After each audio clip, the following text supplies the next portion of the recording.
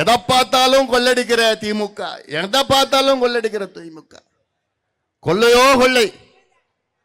முதல்ல மண்ணை கொள்ளடிச்சாங்க, அப்புறம் மணலை கொள்ளடிச்சாங்க, அப்புறம் மலையை கொள்ளடிச்சாங்க, இப்போ கிட்னியை கொள்ளடிக்கிறானுங்க. மனுஷனுக்கு கூட பாதுகாப்பு கிடையாது. அங்க எங்கேயாவது ஏமாந்தோடனே பிடிச்சி கிட்னியை அடிச்சு எடுத்துட்டு வெளியில கூட்டு போய் வித்துட்டு அதையும் பணமாக்கிட்டு இருக்காங்க திமுக காரங்க. எதையும் விட்டு வைக்கிறது கிடையாது. இன்னைக்கு தமிழ்நாட்டில் சாராயம் ஒரு பக்கம், சந்துகடை ஒரு பக்கம், டாஸ்மார்க் சாராயம் ஒரு பக்கம், கள்ள சாராயம் ஒரு பக்கம், எல்லாத்தோட மோசம் இன்னைக்கு தமிழ்நாட்டில் போதை பொருட்கள். கஞ்சா, கஞ்சா ஸ்டாம்பு, கஞ்சா சாக்லேட்டு, கஞ்சா ஆயில், எண்ணெய், மாத்திரை, காக்கெயின், அபின், ஹெராயின், இதெல்லாம் அமெரிக்காவில் தான் விற்பாங்க இந்த போதை பொருள். ஆனால் இப்போ அமெரிக்காவோட அதிகமாக விற்கிறது தமிழ்நாட்டில் தான். காரணம் யாரு? யாரு காரணம்? திமுக, முதலமைச்சர் ஸ்டாலின் அவர்கள். இதற்கு நேரடி காரணம் முதலமைச்சர் ஸ்டாலின் அவர்கள் தான். பகிரங்கமா நான் சொல்லுவேன். ஏன்னா அவருக்கு கீழ்தான் தமிழ்நாட்டில் காவல்துறை இயங்கிக் கொண்டிருக்கிறது. அவருடைய நேரடி கட்டுப்பாட்டில் இருக்கிறது. அவர் தானே காரணம். காவல்துறை தெரியாம யாராவது ஒரு கஞ்சா பொருள் எங்கேயா விற்க முடியுமா? முடியாது. கரெக்டா தெரியும் அவங்களுக்கு எங்க விற்கிறான், யார் விற்கிறான்னு தெரியும். ஆனா அவங்க காவல்துறை இன்னைக்கு சுதந்திரமா செயல்பட முடியல. அரசாங்கம் கட்டுப்பாட்டில் இருக்கிறாங்க, ஆளுங்கட்சி கட்டுப்பாட்டில் இருக்கு, ஆளுங்கட்சி மாவட்ட செயலாளர் கட்டுப்பாட்டில் இருக்கு. யாராவது காவல்துறை போய் பிடிச்சாங்கன்னா உடனே போன் வருது மாவட்ட செயலாளர், ஏங்க நம்ம ஆளுங்க விட்டுடுங்க. நடந்துட்டு இந்த சாதிக் ஃபரூக்னு கேள்விப்பட்டிருக்கீங்களா? சாதிக் ஃபரூக் இவர் வந்து திமுகவுடைய நிர்வாகி. ஒரு 6 மாதம் 10 மாதத்துக்கு முன்பு பல செய்திகள் வந்தது. சாதிக் ஃபரூக்கை பிடிச்சாங்க. எதுக்கு பிடிச்சாங்க? ஏன்னா போதை பொருள் வித்தாருன்னு பிடிச்சாங்க. எவ்வளவு தெரியுமா போதை பொருள் வித்தாங்கன்னு பிடிச்சாங்க? எவ்வளோ? ஒரு 1 கோடி, 2 கோடி, எவ்வளோ? 900, 3000 கோடி. 3000 கோடி போதை பொருள் தமிழ்நாட்டில் மட்டும் இல்லை, டெல்லியில், பாம்பேயில், வெளிநாட்டில், இலங்கையில், ஆஸ்திரேலியா. இது மேலோட்டமா பார்த்தாங்கன்னா 3000 கோடின்னு சொல்றாங்க. இந்த சாதிக் ஃபரூக் திமுகவுடைய நிர்வாகி. எத்தனையோ சினிமா படம் எடுத்திருக்கிறாரு, பிரபலமானவர். ஆனா காலங்காலமா இவர் போதை பொருட்கள் வித்துட்டு இருக்கிறாரு. மேலோட்டமா 3000 கோடி போதை பொருள்னா அப்போ தமிழ்நாட்டில் பாத்துங்க எந்த நிலையில இருக்குன்னு பாத்துங்க. கேடு கெட்டது. மதுவை குடிச்சா கூட வீட்டுக்கு வந்தா தெரியும், நாத்தடிக்கும், ஓ குடிச்சிட்டு வந்தான்னு தெரியும். ஆனா போதை பொருள் தெரியாது. தெரியறதுக்கு 1 வருஷம் 2 வருஷம் ஆகும் அவங்க அப்பா அம்மாவுக்கு. அவன் மாத்திரையை போட்டுப்பான், இல்லாட்டி அந்த கஞ்சா ஆயில் இருக்கு, ஸ்டாம்ப் இருக்கு, எதாவது போட்டுவிட்டு உள்ள வருவான், அப்படியே படுத்துன்னு இருப்பான். 2 வருஷத்துக்கு அப்புறம் அவன் வாழ்க்கையை முடிஞ்சு போச்சு. எப்ப தெரிஞ்சது? முடிஞ்சு போச்சு. பணத்துக்காக இந்த திமுக காரங்க என்ன வேணா செய்வாங்க. அதனாலதான் நான் சொல்றேன், மீண்டும் இவர்கள் வரக்கூடாது, வர விடக்கூடாது. நீங்கள் மீண்டும் வந்துட்டாங்கன்னா நாசமா போய் நாசமாயிடுச்சு. உங்க பிள்ளை குட்டிங்க ஞாபகம் வச்சுக்குங்க. தமிழக மக்களே, உங்கள் பிள்ளைகள், உங்கள் பேர பிள்ளைகள் எதிர்காலத்தை ஞாபகம் வச்சுக்குங்க. நீங்க ஒரு முறை இந்த தவறை செய்தீர்கள். கடந்த சட்டமன்ற தேர்தலில் தவறு செய்தீர்கள். இந்த திமுகவை நீங்கள் ஆட்சிக்கு கொண்டு வந்தீர்கள். இந்த தவறை மீண்டும் தயவு செய்து செய்யாதீர்கள். யார் ஆட்சிக்கு வர வேண்டும் என்பதை விட யார் ஆட்சிக்கு வரக்கூடாது என்று நீங்கள் முடிவு செய்யுங்கள். அதுதான் முக்கியம். இவங்க வேணும்னு விட இவங்க வேண்டாம். கொலைகாரன், கொள்ளக்காரன், மோசடி செய்கிறவன், ஏமாத்துறவன். இதெல்லாம் யாருக்கு பொருந்தும்? திமுகவுக்கு பொருந்தும்.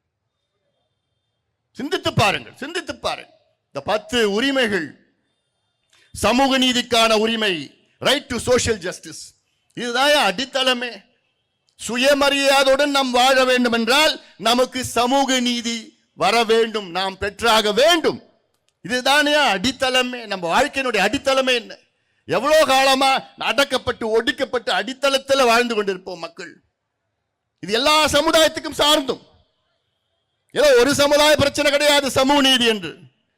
இது எல்லா பட்டியலின மக்களுக்கு பொருந்தும், யாதவ சமுதாயத்துக்கு பொருந்தும், மீனவர்களுக்கு பொருந்தும், மலைக்கோரவர்களுக்கு பொருந்தும், சலவை தொழிலாளர் பொருந்தும், முடி திருத்துகின்ற சமுதாய வன்னியர்கள் உள்ளிட்ட அத்தனை சமுதாயங்களுக்கும் சமூக நீதி வேண்டும். காரணம், சமூகத்தில் பாதாளத்தில் இருக்கின்ற இந்த சமுதாயங்கள் முன்னுக்கு வந்து, அதுதான் சமூக நீதி. இதற்கு அடித்தளம் என்ன வேணும்? மக்கள், தமிழ்நாட்டில் உள்ள அனைத்து சமுதாய மக்கள் எந்த நிலையில் இருக்கின்றார்கள் என்று தெரியணும். எந்த நிலையில் இன்று இருக்கின்றார்கள் என்று தெரிவதற்கு என்ன செய்யணும்? அது சர்வே பண்ணணும், கணக்கெடுப்பு நடத்தணும். அது கணக்கு எடுத்தால்தான் தெரியும். இப்ப எந்த கணக்கு வச்சு தெரியுமா இன்னைக்கு இடஒதுக்கீடு கொடுக்கறாங்க? எந்த கணக்கு வச்சு தெரியுமா கொடுக்கறாங்க? 1931 எப்போ வெள்ளக்காரன் காலத்துல எடுத்த கணக்கெடுப்பு வச்சுதான் இன்னைக்கு இடஒதுக்கீடு இந்தியாவில் கொடுத்துட்டு இருக்காங்க, தமிழ்நாட்டில் கொடுத்துட்டு இருக்கிறாங்க. வெக்கக்கேடு, இதெல்லாம் வெக்கக்கேடு. அதே நேரத்தில் இந்தியாவிலே பல மாநிலங்களில், தெலுங்கானா மாநிலம், கர்நாடகா மாநிலம், பீகார் மாநிலத்தில் கணக்கெடுப்பு, சாதிவாரி கணக்கெடுப்பு நடத்தி முடித்து இடஒதுக்கீடு அதிகப்படுத்தி நலத்திட்டங்களை கொடுத்து தேவையானவர்களுக்கு கடன் உதவி செய்து, தேவையானவர்களுக்கு வீடு கட்டி கொடுத்து, தேவையானவர்களுக்கு வேலை வாய்ப்பை உருவாக்கி இதையெல்லாம் செய்திருக்கின்றார்கள். எப்படி செஞ்சாங்கன்னா கணக்கெடுப்பு நடத்தினார். அப்பதானே தெரியும். தெரியாமலே நீங்க ஒரு நிர்வாகம் செய்யறீங்க. இது ஒரு நிர்வாகமையா? இது ஒரு ஆட்சியா? வெக்கக்கேடியா? கேட்டா முதலமைச்சர் ஸ்டாலின் கிட்ட போய் கேட்டா, ஜாதிவாரி கணக்கெடுப்பு தமிழ்நாட்டில் நடத்துங்கள் முதலமைச்சர் அவர்களே, கர்நாடகாவில் நடத்தி முடிச்சுட்டாங்க, தெலுங்கானாவில் முடிச்சுட்டாங்க, பீகார்ல முடிச்சுட்டாங்க, ஆந்திராவில் நடத்திட்டு இருக்கிறாங்க, ஒரிசாவில் நடத்திட்டு இருக்கிறாங்க. இந்தியன் ஸ்டாட்டிஸ்டிக்கல் ஆக்ட் 2008 படி நாடாளுமன்றத்தில் 2008 ஒரு சட்டம் நிறைவேற்றப்பட்டது. இந்திய புள்ளியியல் விவரம் சேகரிப்பு சட்டம் 2008. அந்த சட்டத்தின் கீழ் தான் இந்த துணை மாநிலத்தில் நடத்தினாங்க. முதலமைச்சர் ஸ்டாலின் அவர்களே, நீங்களும் நடத்துங்கன்னு நம்ம எம்எல்ஏ எல்லாம் போய் கேட்டாங்க. அதுக்கு பதில் என்ன தெரியுமா சொன்னார் ஸ்டாலின் அவர்கள் சட்டமன்றத்துக்குள்ள? எனக்கு அதிகாரம் இல்லைங்க. தமிழ்நாடு அரசுக்கு, இன்னைக்கு திமுக அரசுக்கு அதிகாரம் இல்லை. கணக்கெடுப்பு நடத்த எங்களுக்கு அதிகாரம் இல்லை. மத்திய அரசு தான் கணக்கெடுப்பு நடத்த வேண்டும், மாநில அரசு எடுத்துவதற்கு அதிகாரம் இல்லை என்று ஒரு மிகப்பெரிய ஒரு மோசடி பொய்யை முதலமைச்சர் ஸ்டாலின் அவர்கள் சட்டமன்றத்துக்குள்ள பேசியிருக்கிறார் என்றால் இது சாதாரண பொய் கிடையாது. முதலமைச்சர் ஸ்டாலின் அவர்களும் திமுகவும் சமூக நீதியுடைய விரோதிகள். எங்க வேணா அடிச்சு பேசலாம். ஸ்டாலின், முதலமைச்சர் ஸ்டாலின் அவர்களே, பிறகு எந்த சட்டத்தின் கீழ், எந்த அதிகாரத்தின் கீழ் தெலுங்கானா, கர்நாடகா, ஆந்திரா, ஒரிசா, பீகார்ல எடுத்துட்டு இருக்கிறாங்க? ஏன் தமிழ்நாடு இந்தியாவில் தானே இருக்கு? இல்ல தமிழ்நாடு ஜப்பான்ல இருக்கா, சைனாவில் இருக்கா? எங்களுக்கு அதிகாரம் இல்லைன்னு எப்படி நீங்க சொல்றீங்க? எந்த அடிப்படையில் சொல்றீங்க? இப்ப உதாரணம் நான் சொல்றேன். பட்டியலின மக்கள் இருக்கிறாங்க. பட்டியலின மக்களுக்கு தமிழ்நாட்டில் 18 விழுக்காடு இடஒதுக்கீடு, அதை 20 விழுக்காடாக உயர்த்த வேண்டும் என்று பாட்டாளி கட்சியுடைய கோரிக்கை அது. ஆனால் இந்த 18 விழுக்காட்டில் உட்பிரிவுகள் எத்தனை பேர் இருக்கிறாங்க தெரியுமா? 78 சமூகங்கள் உட்பிரிவு. பட்டியலின சமூகத்தில் உட்பிரிவில் இருக்கு 78 சமூகங்கள். இந்த 78 சமூகத்தில் 8 சமூகம் தான் அந்த 18%ல 15% எடுத்துட்டு போறாங்க. மீதி 70 சமூகங்கள் மீதி இருக்கிற 3% தான் வாங்கிட்டு போறாங்க. அதனால்தான் இது யாரு கிடைக்கல, யாரு கிடைச்சது?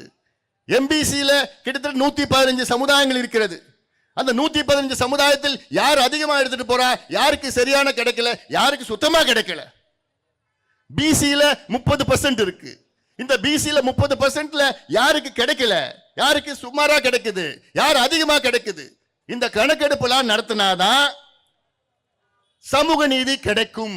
கிடைக்காதவங்களுக்கு கொடுக்கணும்னா தமிழ்நாட்டில் சாதிவாரி கணக்கெடுப்பு நடத்தியே ஆகணும். சட்டம் இருக்கிறது, அதிகாரம் இருக்குது, எல்லாம் இருக்கு.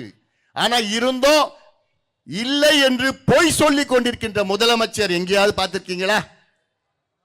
தூங்குறவங்களை எழுப்பலாம், ஆனா தூங்குற போன்ற நடிப்பவங்களை எழுப்ப முடியாது. ஸ்டாலின் அவர்கள் தூங்குவது போல் நடித்துக் கொண்டிருக்கின்றார். அந்த நடிப்புலாம் இன்னொரு 4 மாசம் தான். என்னம்மா 4 மாசம் அவ்வளவுதான். அதுக்கப்புறம் வீட்டுக்கு அனுப்புகின்ற நேரம். 2வது, வன்முறை இல்லா வாழ்வுக்கான மகளிர் உரிமை, women's right to live free from violence. வயலன்ஸ்னா என்ன? வன்முறை. தமிழ்நாட்டில் பெண்கள் வன்முறை இல்லா வாழ்வுக்கான உரிமை. அவங்க வாழ்க்கையில எந்த வகை வன்முறை, அவங்க வீட்டுக்குள்ள வன்முறை, வீட்டுக்கு வெளியில வன்முறை. வீட்டுக்குள்ள வன்முறைனா என்ன? அவங்க வீட்டுக்காரன் குடிச்சிட்டு வந்து அடிக்கிறது, அதுவும் ஒரு வகை வன்முறை. வீட்டுக்கு வெளியில வன்முறை, ரோட்ல போறப்போ மற்றவங்க இவங்களை பைய பிடிச்சி சீண்டறது, இழுக்கிறது, இல்ல பாலியல் வன்கொடுமைகள். தமிழ்நாட்டில் பெண்களுக்கு பாதுகாப்பு இல்லைன்னா பெண் குழந்தைகளுக்கு பாதுகாப்பு இல்லை.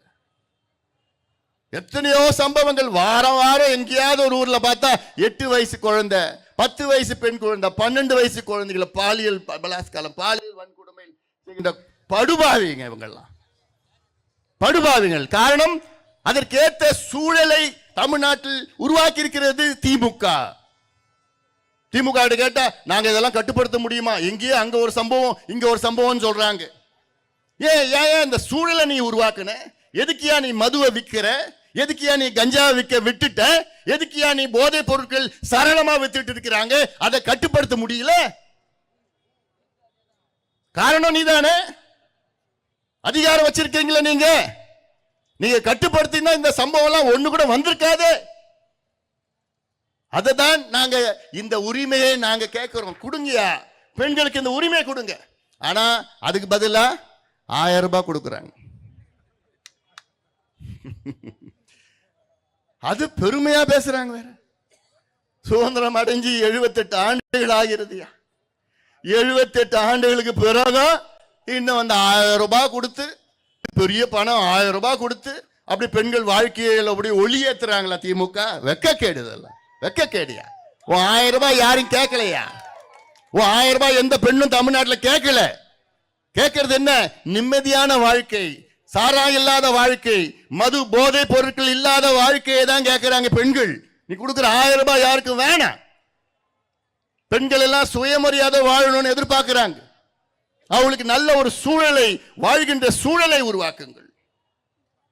இதற்கு அப்புறம் நிறைய இருக்கு. Right to employment, right to farming, food, right to development, right to public services, right to health and education, right to be free from alcohol and drug harm, right to sustainable urban development, right to healthy environment. இதெல்லாம் ஒன்னும் பேசுறது எப்படியாவது 1 மணி நேரம் ஆகும். அடுத்தது ஸ்ரீபெரும்புத்தூர் போனோம். நான் சொல்றேன். நான் இல்ல இரு சொல்றேன். பேசுறேன்டா. அதாவது இந்த காஞ்சிபுரம் மாநகரம்